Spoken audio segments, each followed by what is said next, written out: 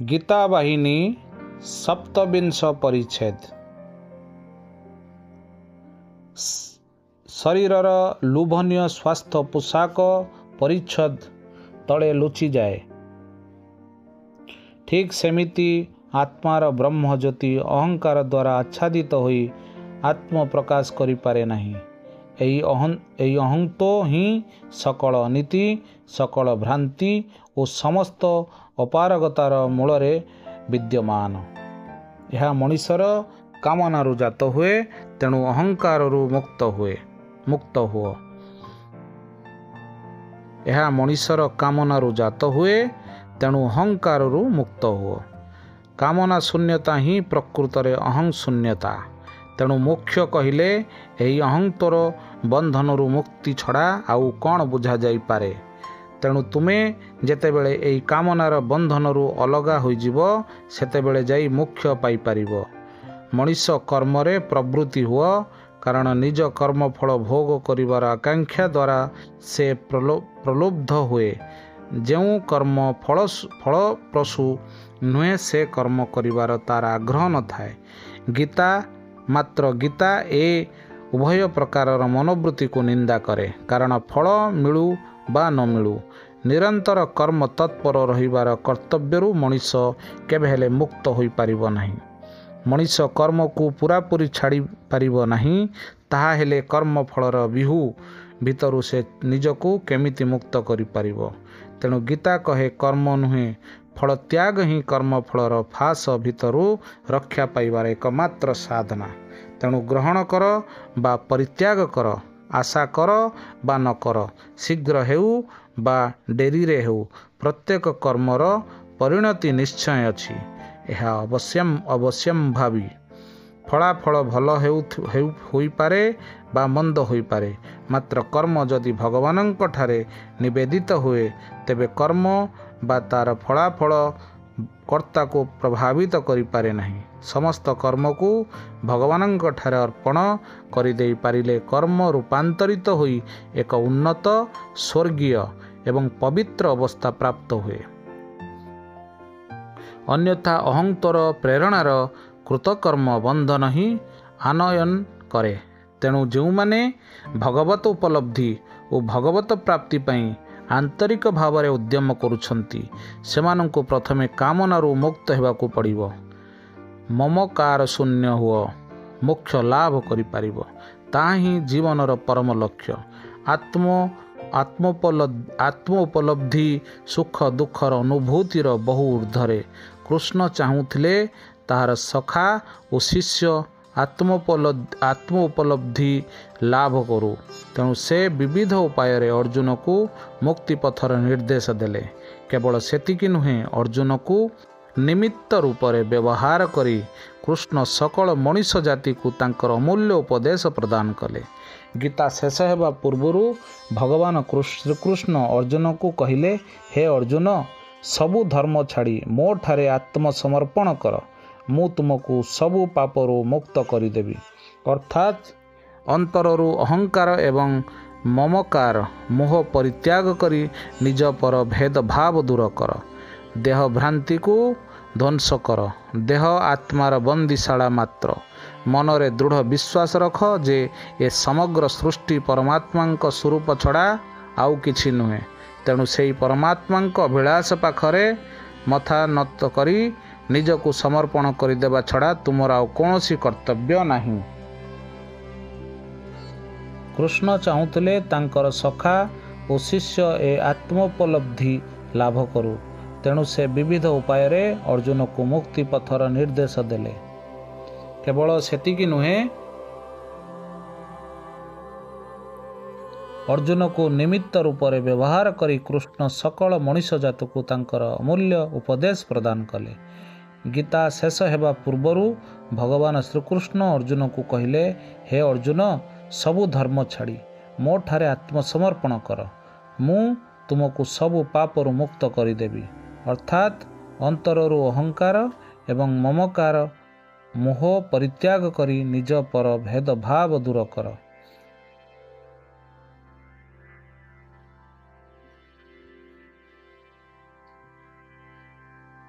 ଦେହ ଭ୍ରାନ୍ତିକୁ ଧ୍ୱଂସ କର। ଦେହ ଆତ୍ମାର ବନ୍ଦୀଶାଳା ମାତ୍ର।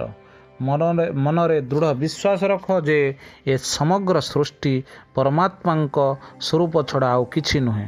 ତେଣୁ ସେହି ପରମାତ୍ମାଙ୍କ ବିଳାସ ପାଖରେ ମଥା ନତ କରି ନିଜକୁ ସମର୍ପଣ କରିଦେବା ଛଡ଼ା ତୁମର ଆଉ କୌଣସି କର୍ତ୍ତବ୍ୟ ନାହିଁ। ମଣିଷକୁ ସଂକଳ୍ପ ଓ ବିକଳ୍ପ ଏ ଦୁଇ କର୍ମ ଛାଡ଼ି ଭଗବାନଙ୍କ ନିର୍ଦ୍ଦେଶ ପାଳିବାକୁ ହେବ। ତାଙ୍କ ନିର୍ଦ୍ଦେଶ ଗ୍ରହଣ କରି ସେ ଯେଉଁଠି ଏବଂ ଯେଉଁପରି ଭାବରେ ରଖନ୍ତୁ ନା କାହିଁକି, ଯେଉଁପରି ଭାବରେ ମଣିଷକୁ ଗଢ଼ନ୍ତୁ ନା କାହିଁକି, ସବୁ ବରଣ କରିନେବାକୁ ପଡ଼ିବ। ଭଗବାନଙ୍କ କର୍ମକୁ ପ୍ରଶ୍ନ କରିବାର ମନୋବୃତ୍ତି ଠାରୁ ନିଜକୁ ବହୁ ଦୂରରେ ରଖି ଭଗବତ ସେବା ଭାବରେ ସକଳ କର୍ମ ସାଧନ କରିବା ଉଚିତ। ସେଥିପାଇଁ ଭଗବାନଙ୍କ ଠାରୁ କୌଣସି ପ୍ରତିଦାନର ଆଶା ମଧ୍ୟ ରଖ ନାହିଁ। ଏହା ହିଁ ମଣିଷର ସମସ୍ତ କର୍ତ୍ତବ୍ୟର ସାରାଂଶ। ସବୁ ଧର୍ମ କର୍ମ ଛାଡ଼ି ଏକାନ୍ତ ଭାବରେ କୃଷ୍ଣଙ୍କଠାରେ ଆତ୍ମସମର୍ପଣ କଲେ ଯେ କୃଷ୍ଣ ମଣିଷକୁ ସବୁ ପାପ ତାପରୁ ଉଦ୍ଧାର କରି ତାକୁ ମୁକ୍ତି ପ୍ରଦାନ କରିବେ। କୃଷ୍ଣଙ୍କର ଏ ନିର୍ଭୀରତାର ସୁଯୋଗ ନେଇ କେତେକ ଭଣ୍ଡ ପଣ୍ଡିତ କୌଣସି କାମଦାମ ନ କରି ଦେହକୁ ରୁଦ୍ରାକ୍ଷ ମାଳାରେ ମଣ୍ଡିତ କରି ଖାଇ ପିଇ ବେଶ ଆରାମରେ ଗୋଡ଼ ହାତ ଲମ୍ବାଇ କାଳ କାଟନ୍ତି। ଭଲ ମନ୍ଦରେ ବିଚାର ସେମାନଙ୍କର ନଥାଏ। ସେମାନେ କୁହନ୍ତି ସବୁ ଧର୍ମ କର୍ମକୁ ଉପେକ୍ଷା କରିବାକୁ ତ ନିଜେ ଭଗବାନ କହିଛନ୍ତି। କେହି ସେମାନଙ୍କ ଆଚରଣ ସମ୍ବନ୍ଧରେ ଆପତ୍ତି କଲେ ସେମାନେ କହନ୍ତି ସର୍ବଧର୍ମାନ ପରିତ୍ୟାଜ୍ୟକୁ ସେମାନେ ଜୀବନର ମୂଳ ମନ୍ତ୍ର କରି ଗ୍ରହଣ କରି ନେଇଛନ୍ତି ଏବଂ ଏ ବିଷୟରେ ଅନ୍ୟ କାହାର ଉପଦେଶ ସେମାନଙ୍କର ଅନାବଶ୍ୟକ। ସେମାନେ କହନ୍ତି ଆହା ତୁମେ କେତେ ବଡ଼ ଭୁଲ କରୁଛ। ତୁମେ କ'ଣ ଜାଣ ନା ଭଗବାନ ନିଜେ ଗୀତାର କ'ଣ ଘୋଷଣା କରିଛନ୍ତି। ସେମାନେ ନିଜର ଭକ୍ତି ଓ ଭ୍ରାନ୍ତି ବିଚାର ପାଇଁ ଗର୍ବ ବି ଅନୁଭବ କରନ୍ତି। ଏପରି ଲୋକମାନେ ଭଗବାନଙ୍କ କଥାରୁ ଯେଉଁଠି ସୁବିଧାଜନକ କେବଳ ତାହାକୁ ଗ୍ରହଣ କରି ଅନ୍ୟ ସବୁ କଥାଗୁଡ଼ିକ ଉପେକ୍ଷା କରନ୍ତି। କାରଣ ଅନ୍ୟ କଥାଗୁଡ଼ିକ ସେମାନଙ୍କୁ ରୁଚିକର ହୋଇପାରେ ନା ଓ ତାହା ପାଳିବା ମଧ୍ୟ ଘୋର ଅସୁବିଧାଜନକ। ଗୀତାର ଖୁବ୍ ବଡ଼ ଭକ୍ତ ବୋଲି ଡିଣ୍ଡିମ ପିଟିଲେ ମଧ୍ୟ ଗୀତାର ଅସଲ ମର୍ମକୁ ସେମାନେ ଅବହେଳା କରନ୍ତି। ଭଗବାନ ଶ୍ରୀକୃଷ୍ଣ କହନ୍ତି ସବୁ ଧର୍ମ ପରିତ୍ୟାଗ କରି ମାମେକଂ ଶରଣଂ ବ୍ରଜ, ଅର୍ଥାତ୍ କେବଳ ମୋର ଶରଣାପନ୍ନ ହୁଅ। ସେମାନେ କ'ଣ ଏମିତି ଏକାନ୍ତ ଭାବରେ ତାଙ୍କଠାରେ ଆତ୍ମସମର୍ପଣ କରନ୍ତି? ମୁକ୍ତି ପାଇଁ ମଧ୍ୟ ସେମାନଙ୍କର ଗଭୀର ଆକାଂକ୍ଷା ନଥାଏ। କାରଣ ଅନ୍ତତଃ ସେତକ ଥିଲେ ସେମାନେ ନିଜ କର୍ତ୍ତବ୍ୟର ଅବହେଳା କରୁନଥାନ୍ତେ ବା ଆହାର ଓ ବିହାରର ଦାସତ୍ୱ ବରଣ କରୁନଥାନ୍ତେ। ଏ ପ୍ରକାର ଲୋକେ ବାକ୍ୟବୀର ଆଡ଼ମ୍ବର ସର୍ବସ୍ୱ। ସେମାନେ ଭଗବାନଙ୍କ ନିର୍ଦ୍ଦେଶକୁ କାମରେ ପରିଣତ କରି ପାରନ୍ତି ନାହିଁ। କାରଣ ସେମାନେ ନିତ୍ୟାନ୍ତ ଅଳସ୍ୟ ପରାୟଣ। ଆଧ୍ୟାତ୍ମିକ ସାଧନା ଓ ଶ୍ରଦ୍ଧାର ଅଣୁମାତ୍ର ଲକ୍ଷଣ ତାଙ୍କଠାରେ ନଥାଏ। ପ୍ରକୃତ ସାଧନ ଭଗବାନଙ୍କ କଥାରୁ ପ୍ରକୃତ ସତ୍ୟ ଆହରଣ କରିପାରନ୍ତି। ଭଗବାନ ଶ୍ରୀକୃଷ୍ଣ କହନ୍ତି ସର୍ବଧର୍ମାନ୍ ପରିତ୍ୟାଜ୍ୟ ମାମେକଂ ଶରଣଂ ବ୍ରଜ ଅହଂ ତ୍ୱଂ ସର୍ବପାପେଭ୍ୟୋ ମୋକ୍ଷୟିଷ୍ୟାମି ମାଂ ଶୁଚ। ଲକ୍ଷ୍ୟ କର ଯେ କୃଷ୍ଣ କହନ୍ତି ସର୍ବଧର୍ମାନ୍ ପରିତ୍ୟାଜ୍ୟ, ସର୍ବକର୍ମାନ୍ ପରିତ୍ୟାଜ୍ୟ ନୁହେଁ। ତାହାହେଲେ ଏହା ତାତ୍ପର୍ଯ୍ୟ କ'ଣ? ଏହାର ଅର୍ଥ ହେଲା ଭଗବାନ ତୁମକୁ ଯେଉଁ କର୍ମ କରିବାକୁ ନିର୍ଦ୍ଦେଶ ଦେଉଛନ୍ତି ଧର୍ମ ଅଧର୍ମ ବିଚାରରେ ବାଟବଣା ନ ହୋଇ ତାଙ୍କର ମହିମା ସ୍ମରଣ କରି ଆନନ୍ଦ ମନରେ ସେ କର୍ମ କର। ଭଗବାନଙ୍କଠାରେ ସମ୍ପୂର୍ଣ୍ଣ ଆତ୍ମସମର୍ପଣ କରି ଏବଂ ତାଙ୍କଠାରେ ସମ୍ପୂର୍ଣ୍ଣ ବିଶ୍ୱାସ ରଖି ନିଜକୁ ତାଙ୍କ ଚରଣରେ ଏକ ନୈବେଦ୍ୟ ବୋଲି ମନେ କଲାବେଳେ ତୁମର କୌଣସି ଅଭିଳାଷ ବା ଆବଶ୍ୟକତା ରହିବ ନାହିଁ। ତଥାପି ଜନକ ଓ ଅନ୍ୟାନ୍ୟ ମହର୍ଷିମାନଙ୍କ ପରି ଲୋକସଂଗ୍ରହ ବା ଲୋକକ୍ଷେମ ପାଇଁ ତୁମକୁ ନିରନ୍ତର କର୍ମରେ ପ୍ରବୃତ୍ତ ହେବାକୁ ପଡ଼ିବ। ସର୍ବଭୂତାନ୍ତରାତ୍ମା ସର୍ବବ୍ୟାପୀ ଭଗବାନ ତୁମର ଆତ୍ମାଠାରୁ ପୃଥକ ନୁହନ୍ତି। ତେଣୁ ସର୍ବଭୂତେ ହିତେ ରତ ହୁଅ। ଫଳ ଲାଭରେ ଦୃଷ୍ଟି ନ ରଖି आत्मनैवेद्य रूपे शास्त्र विहित कर्म संपादन कर, ताहा ही प्रकृत निष्काम कर्म। गीता को उत्तम रूपे हृदयंगम कर एवं यह निर्देश पालन करी निष्काम कर्म साधन रे ब्रती हुआ। सबु कर्म को हरि प्रसाद बोली मने करी कर्तव्य करी जाओ, ताही तुमर श्रेष्ठ कर्म। फलाफल सबु भगवान हाथ में छाड़ी दियो, ताहले तुम्हें वास्तव में हरि प्रसाद पाई परिबो एवं ये संसार रे तुम जीवन पवित्र और सार्थक हेबो। धर्म और सत्पथर पंथा को नाना विपद नाना दुर्विपाक बाट मझिरे विव्रत कले मध्य सेमानंकर अंतिम विजय सुनिश्चित। जो माने धर्म पथरु हुड़ी जाती हुए तो संपद और सुख भोग दीर्घ दिन धरी सेमानंक साथी होई रही पारे, मात्र परिणतिर सेमाने निश्चय ध्वंस प्राप्त हेबे। कौरव पांडव माने ही यार ज्वलंत प्रमाण। कौरव माने तो बेसी विधर्मी होई गले जे गर्वरे अंध होई सेमाने साधु और धार्मिक पांडव मानंकु मध्य बहु जंत्रणा देले, फल सेमाने संपूर्ण ध्वंस पाईगले।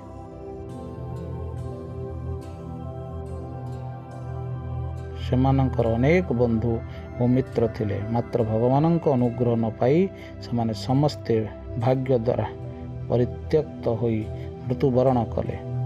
महाभारत भारतवासी को ए गोटे कथा शिक्षा दे, भगवत कृपा सह आउ किछि समान नुहे, एपरिकी सबुठारु शक्तिशाली अस्त्र मध्य नुहे। यहाँ ही गीतार अमूल्य उपदेश भारत माटी रे पृथ्वीर मंगल पई सत्य और धर्म उपरे गीता भवन प्रतिष्ठित। यहाकु श्रद्धा और विश्वास सह अध्ययन कर, वास्तव जीवन रे यहाकु अभ्यास करी गीतार प्राणमय आवेदन अनुभव कर, ताहेले तुम पई आत्मराम परम सत्य रूपे निरंतर प्रतिभात हेब। भगवान तुमको अनुग्रह और आशीष प्रदान करिवे। चतुर्दश ब्रह्मांड जहाँक मध्य विराजित सही विश्व नियंता परम पुरुष को प्रार्थना कर, तुम्हें अष्ट ऐश्वर्यर अधिकारी हो पारिबो एवं इह काल और पर काल रे अमृतमय सुख लाभ करी कैवल्य नित्य आनंद नित्य सत्य और नित्य ज्ञानर आधार प्राप्त हेब। तुम पाखरे तो लहुणी अच्छी, घीओ टोपाए पाई एणे तेणे दौड़ुच कहीं। तेणु जीवनर भगवान द्वारा निर्देशित नियम संयम अकातर रे पालन करी भगवत कृपारूपी लाभ से कृपा पाई पारिले मुख्य पाई आउ प्रार्थना करिबा दरकार नहीं। केतेबेले तुमर केउटा दरकार ताहा भगवान उत्तम रूपे जानती। तेणु तुमर जहा प्राप्य और तुम पाई जहा मंगल कर ताहा तुमे तांको ठारू यथा समय रे पाइबो। तांको पाइबा पाई मनरे गभीर अभिप्सा रख, तांको पाई तुमर अंतरात्मा कांदी उठू। तापरे मुक्ति पाई कौनसी अभिलाष मनरे रखिबा अनावश्यक हेबो। अनन्य चित्तरे जदि तुमे तांको ठारे आत्मसमर्पण कर, तेबे भगवान तुमर सबु पाप धोई देबे। तांको एकमात्र साहा भरोसा मन करी तांकर आश्रय निय, तुमको से अर्जुन परी अमरत्व प्रदान करिवे। जो माने जन्म मृत्युर चक्रगति मुक्ति चाहती से माने गीतार लिपिबद्ध भगवानंक निर्देश मानी तांको ठारे आत्मनिवेदन करिबा आवश्यक। ताहेले जीवनर प्रत्येक पदक्षेप विजयश्री मंडित हुई परिशेष जीवन युद्धरे अप्रतिहत योद्धा रूपे शेष विजय लाभ करिबो। इति सप्तविंश परिच्छेद परिसमाप्ति। विगत किछि दिन तले आमे गीता बाहिनी जार रचयिता भगवान श्री सत्य साई बाबा करथिले, ताहार उड़िया अनुवाद आज परिसमाप्ति होइछि। जय श्री कृष्ण।